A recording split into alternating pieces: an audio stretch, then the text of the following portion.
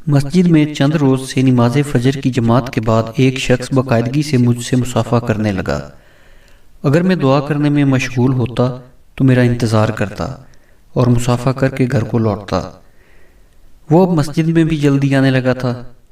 پہلے اذان کے فوراً بعد، پھر اذان سے پہلے، پھر اس سے بھی پہلے، دن بدن اس کے مسجد میں داخلے کا وقت پیچھے کی طرف بڑھتا ہی جا رہا تھا۔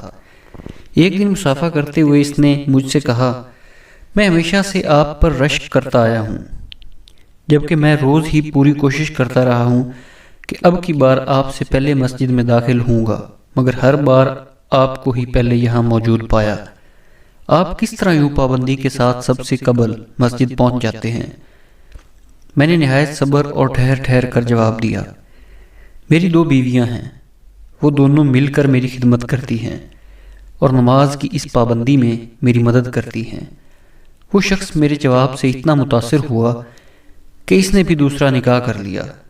اب الحمدللہ وہ نماز فجر میں سب سے پہلے مسجد میں موجود ہوتا ہے، کیونکہ وہ میرے ساتھ ہی مسجد میں سوتا ہے۔